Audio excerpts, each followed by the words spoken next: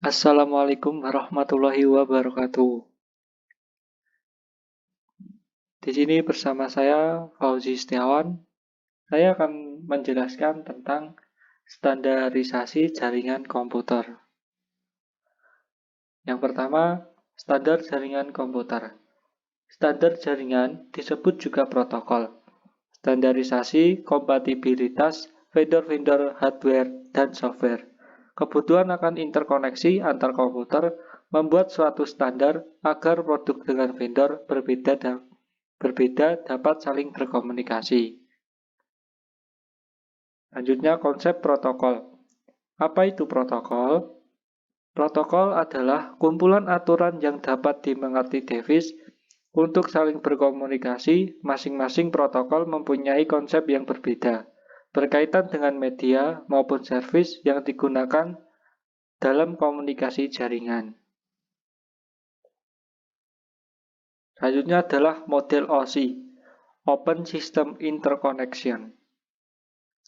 OSI adalah model acuan arsitektur utama untuk network yang mendeskripsikan bagaimana data dan informasi network dikomunikasikan dari sebuah aplikasi komputer ke aplikasi komputer lain melalui sebuah media transmisi.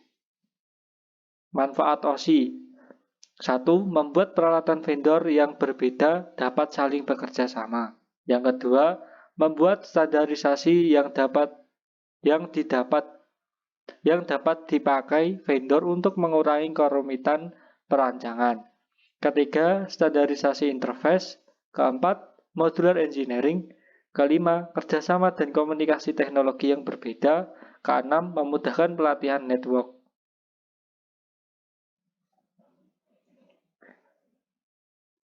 Dalam slide kali ini dapat dilihat konsep layering dari OSI. Ada upper layer yang termasuk di dalamnya ada application, presentation, dan session.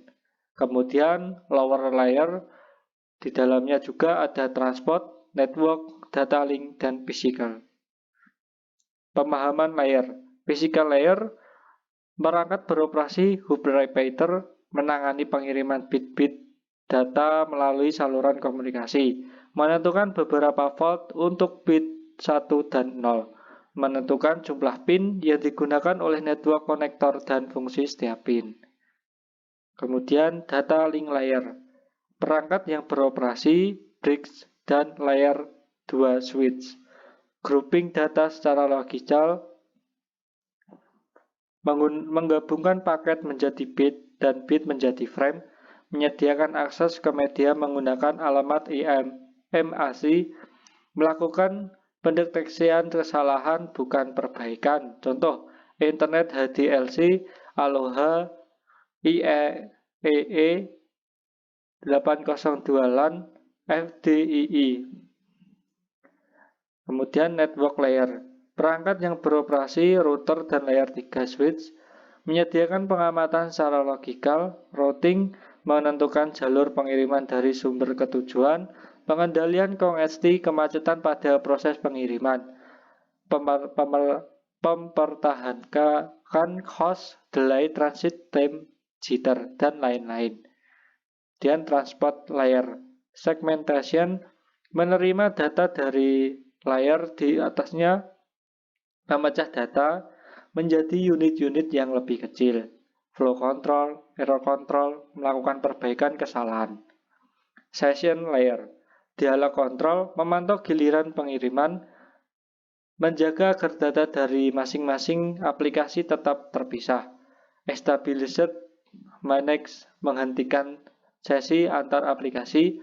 Sinkronisasi, menandai bagian data yang belum terkirim saat crash pengiriman terjadi, sehingga bisa dilakukan tepat ke bagian tersebut.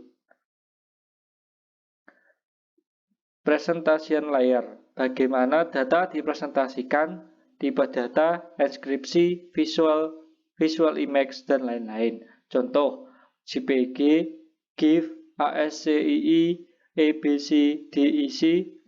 Application layer, layanan aplikasi sangat dekat dengan user, menyediakan user interface ke jaringan melalui aplikasi. Contoh, Telnet, HTTP, FTP, email, dan lain-lain. Kemudian model TCP atau IP. TCP atau IP adalah standar komunikasi data yang digunakan oleh komunitas internet dalam proses tukar-menukar. Dalam proses tukar-menukar data dari satu komputer ke komputer lain di dalam jaringan internet. Protokol ini tidaklah dapat berdiri sendiri karena memang protokol ini berupa kumpulan protokol. Fungsi TCP atau IP. 1. Melakukan pengiriman file yang terenkripsi. 2. Melakukan remote login pada komputer lain walaupun pada jarak jauh sekalipun. 3. Mengirim dan menerima komputer mailing. 4. Melakukan fitur-fitur network file system yang digunakan untuk sharing file seakan berkas tersebut merupakan milik pribadi pada komputernya. Kelima, melakukan remote execution, yaitu perintah massal yang menjalankan produk yang sama pada semua komputer yang tergabung dalam jaringan. Melakukan fitur name server. Perbandingan model OSI dan model TCP atau IP. Nah, bisa dilihat di sini, di slide ini ada perbandingan dari model OSI dan TCP IP. Selanjutnya, konsep layering TCP atau IP. Yang pertama, application merupakan data bagi pengguna dan kontrol dialog. Kemudian transport komunikasi antara perangkat, dukungan di seluruh jaringan yang beragam. Ketiga, network menentukan jalur terbaik melalui jaringan. Network access mengontrol perangkat keras dan media yang membentuk jaringan. Perbedaan TCP dan UDP. Perbedaan jelas dari keduanya adalah dalam penggunaan koneksi apabila TCP Transmission Control Protocol menggunakan koneksi UDP User Datagram Protocol justru tidak memerlukan koneksi sama sekali. Kedua, perbedaan selanjutnya ada pada fungsinya. TCP berfungsi saat sebuah pesan yang dikirim dari satu komputer ke komputer lainnya sedang melintasi internet. Sedangkan UDP tidak hanya sebagai protokol pengangkut pesan. UDP dapat pula meneruskan paket yang dikirimkan ke pihak lain sehingga tidak hanya berhenti di satu tempat. Ketiga, dalam hal keandalan, TCP menjamin data yang ditransfer sampai dengan utuh, sedangkan UDP tidak. Untuk kecepatan transfer, TCP lebih lambat dari UDP. Kemudian network protokol.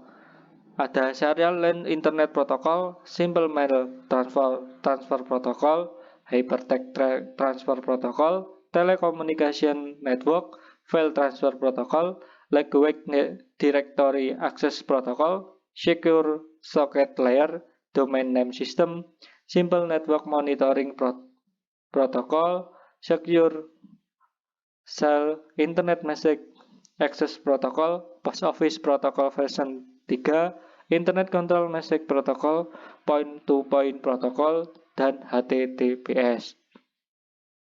Nah, sekian. Terima kasih dari saya. Bila ada salah, saya mohon maaf. Wassalamualaikum warahmatullahi wabarakatuh.